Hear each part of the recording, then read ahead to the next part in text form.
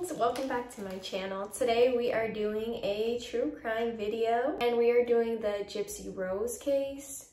If you guys haven't heard about this, this is about Gypsy Rose, who was basically abused by her mother, who convinced her that she had multiple medical illnesses that she didn't really have. Basically used her for money and sympathy and attention. She snapped, met a guy online, convinced him to kill her mother, and that's what she did.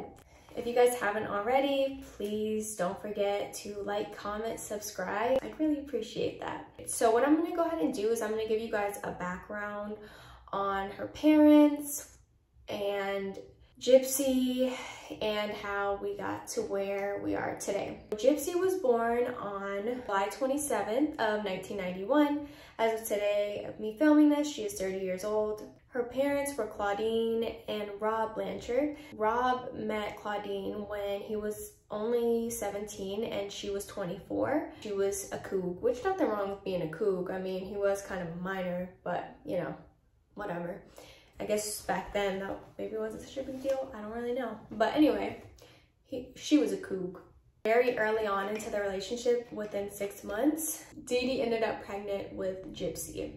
By the way, her name, the mom's name, I don't know if I just said it because my memory is retarded, but you may hear me refer to her as Dee Dee. Her real name is Claudine, but she went by Dee Dee. So I'm gonna refer to her as Dee Dee because it's easier for me. Rob decides to marry her, basically saying that he thought at the time that was the right thing to do, so that's what he did. Shortly after Gypsy was born, on his 18th birthday, he said that he woke up and knew that he married her for all the wrong reasons and he wasn't in love with her, and he decided to separate from her at that point. This differs from Dee Dee's story. She told everybody later that he was an abusive alcoholic, drug addict type of person who basically couldn't handle Gypsy's medical issues, and he decided to leave, which again, according to him, was not true. Although they had divorced or separated, whatever the case was, he still, of course, wanted to maintain a relationship with his daughter, Gypsy. Now, little Miss Dee Dee was not gonna have that. She controlled the narrative.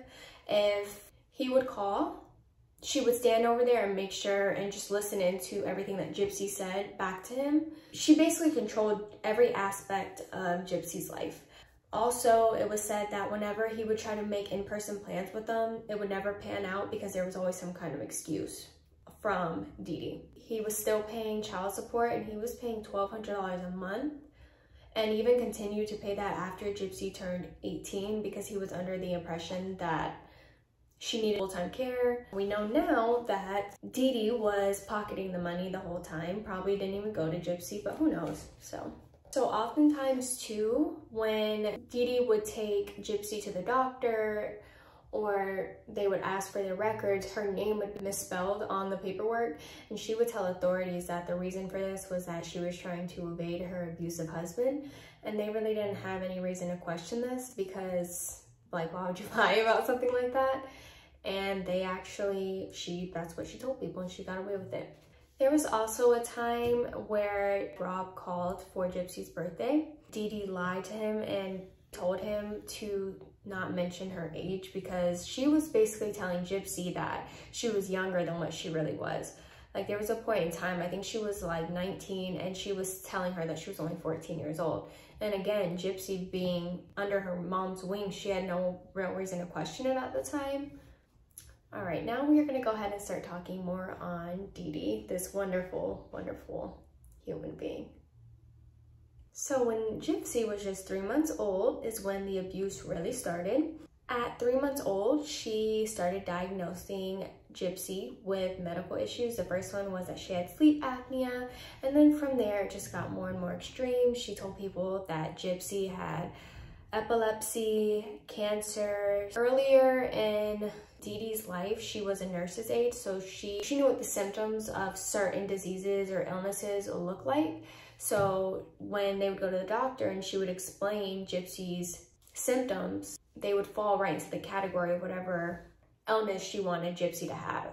when you go to the doctor, they are gonna go based off of what the person tells them. And again, they had no reason to question her at this point. However, in 2007, a pediatric neurologist started to get suspicious because he ran a bunch of tests on Gypsy and all of them were normal. Her mom was telling him that she had a bunch of stuff wrong with her, and when he ran the test, nothing. He was trying to trace down Gypsy's background, and when he was asking for her records, Dee Dee had claimed that they were all destroyed in Hurricane Katrina in 2005. This doctor later would say that the reason that he didn't report it because he caught on to the fact that Dee Dee was lying and saying that Gypsy had all these issues when she really didn't, but he would later say that the reason he didn't report it is because he didn't think anybody would believe him because nobody else had done anything before. They had seen multiple doctors. Also, when Gypsy was 8 years old, she apparently had fell off of her granddad's, I guess, motorcycle, and she had an abrasion on her knee. And the mom was like, oh, if she's ever gonna walk again, she's gonna need multiple surgeries. She didn't need any surgeries, but basically made her sit in a wheelchair. That is how apparently the wheelchair was introduced into Gypsy's life, even though all along she could walk and she knew she could walk. Now at this point, the family started questioning Gypsy's illnesses, and Dee Dee decided to pack up and move into a different state in Louisiana, and they moved into a really rundown apartment that she was basically paying for with Gypsy's disability checks that again she didn't really need because there wasn't anything wrong with her. And then in 2005, Hurricane Katrina hit, destroying everything and all their stuff. So this forced them to move to Missouri, where at some point during that time period they became like the spokespeople for people or kids with disabilities, and they were able to meet celebrities. I know that they met Miranda Lambert. There were some other people, I'm gonna be honest, I don't remember. Shortly after that, Habitat for Humanity actually built them a house and sent the two on a trip to Disney World. It came out later too that in 2010, Dee Dee was going around telling everybody that Gypsy was only 14, but she was really 19. And then this is when Gypsy really started to get suspicious, and she realized that she was able to walk. Everything that her mom was basically forcing down her throat of her being sick wasn't the case at all. So, which is so sad. Like, could you imagine? She's been with her mom her whole life, and this bitch has been taking advantage of her, using her for what she can get out of her. That's so shitty. So once Gypsy realizes, she tries to escape. Whenever she did try that, her mom would chain her to a bed. She did it in front of people. She would tell people that it was the medicine and that she was mentally ill and she had the mind of a child, even though she was an adult at this point. But because they had seen Gypsy the way that she was, they just believed her mom that she was sick and didn't really know what she was talking about, which again, so shitty. So shitty. So then at this point, Gypsy, being a regular 19-year-old, she starts looking online. When her mother would go to sleep, she would get in chat room, and at some point she had created a dating profile. It was a while, but she was basically looking for somebody to rescue her from her abusive ass mom, who was literally abusing her every single day that she had her ass faking all these illnesses. So then in 2012, she met a guy on the online dating site. His name was Nicholas Godejan. Hopefully I'm saying that right. I think that's right. I don't know. So she was 21 at this point, and he was 23, living in Wisconsin. It came out later that he was autistic. Keep that in mind. That's actually important, and my thoughts at the end. At some point, they had made plans to meet up. So the plan was that Gypsy and her mom were gonna be out somewhere. Gypsy told Nick to meet her there. Gypsy got away from her mom, and the two ended up doing the nasty in the bathroom at the place that they were at. And then shortly after this, the two decided that Dee Dee needed to die. I shouldn't say that. R.I.P., I guess. I don't know.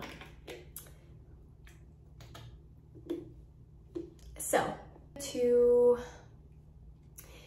summarize what we've gone through, because I feel like, I don't know, it can be confusing. Dee Dee, Gypsy's mom, was a piece of shit who abused her daughter and made her fake illnesses so she could make money off of her daughter's illnesses.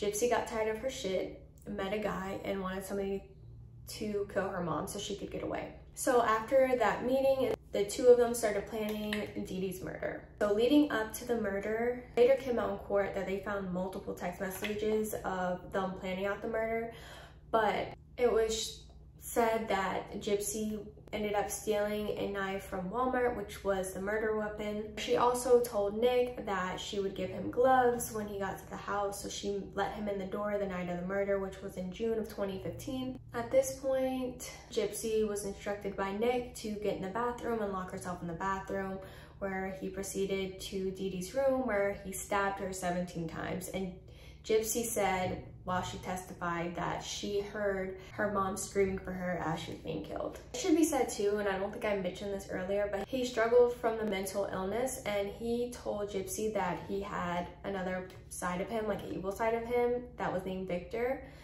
and he was the one who was gonna kill Dee Dee. So yeah, that was the thing. Forgot to mention that. After the act was done, the two of them did the nasty, and they actually mailed the murder weapon, the knife, to Nick's house in Wisconsin, and the two of them at that point fled to Wisconsin. Now Dee Dee's dead, and the two of them were at Nick's house again for the 4th time. I don't know how many times I can say this. They're in Wisconsin at this point, staying at Nick's house. Gypsy went ahead and she logs into her mom and her shared Facebook account, and she writes a real messed up post saying that the bitch is dead. And of course people are like, what the hell? Of course would raise some suspicion. And she also, there was a comment on there, I don't remember exactly what it said, but I'll put it right here. So as people start reading this and seeing this, the police get called and they go to check out Gypsy's house and her mom's house to make sure that everything's good. When they get there, they discover Dee Dee's body, and they see that Gypsy isn't there, but her wheelchair is. So their initial thoughts were that whoever killed her mom had kidnapped Gypsy. So of course, this was in 2015, so we are able to track things and where things come from. So they tracked the post where it was made, was to Nick's house. It was later revealed that Gypsy actually was the one who wrote the post, and the reason being is that she wanted her mother's body to be found. Shortly after, the two were arrested. It didn't take long for Gypsy to start spilling everything and telling the truth. Same goes for Nick. This was a big story, so it was on the news and it was everywhere. And people that actually knew them were shocked because they had the initial court proceeding, like it was everywhere. And they were shocked to see that Gypsy, one, could walk, and also her age. She basically was she was a normal person, and her mom had her just acting basically and manipulating, and it's really sad. This is where, I don't know, I haven't heard anybody talk about this. This is kind of why I wanted to cover this, is because I personally don't agree with the sentencing. So Gypsy, she pled guilty to 2nd-degree murder, and she only got 10 years with the possibility of parole either in 2023 or 2024. I read 2 different articles that said 2 different things, but either way, that's fine. Like, their argument was that Gypsy was already abused by her mother, and I totally agree. Like, I don't think she should have got life in prison. Also though, Nicholas, her boyfriend, who Gypsy manipulated to kill her mother, got life in prison without parole. To me, that doesn't make sense, because he was obviously mentally ill, like extremely ill. And there was no, like, I don't know, like normally say like there's a murder for hire or something like that, you know, even if the person that didn't actually kill the person, they still get a decent chunk of time most of the time. So I don't know, I think there should have been something, I don't know, like I think that's messed up for the boyfriend, you know? So Gypsy should be getting out like within the next year or 2. It was also said they were asking what to do with the ashes, and they supposedly, and I don't know if this is true because I read an article on this, but they said that they flushed them down the toilet and that basically nobody wanted her ashes. Also, it was said that Dee Dee was caring for her mom years earlier, and it was suspected that Dee Dee actually starved the mom to death. She was wheelchair bound, and like she was basically disabled for real. She eventually died, and they believe she starved her to death, which is real up. So I don't know. Also, her family, like, they talked so bad about her. Like, they were saying how she was an evil person, how she was a thief, how, again, she deserved everything that happened to her. Like, it's real messed up. Like, but then again, that just really goes to show she was a real, I mean, ooh, I don't think I can say that. She was a special kind of, and I don't know, like, I really do feel bad for Gypsy, of course. Like, I do think she was a victim of this, but also, I don't know, I just really don't think that the boyfriend should have, maybe, I don't know, maybe like a psychiatric hospital where he could actually get help, but I don't know. What do I know? Anyway, so as I always say, this was more so of a quick overview, and I wasn't there. I was just basically, I went through and I did research, so that's where my information comes from. So if you want to know more on this case, you can definitely look it up. Also, there's a really good series on Hulu. It's called The Act. That kind of shows a glimpse into what was going on, so that's something you may want to look into. But anyway, thank you guys for watching. Don't forget to like, comment, and subscribe, and I'll see you guys next time. Bye.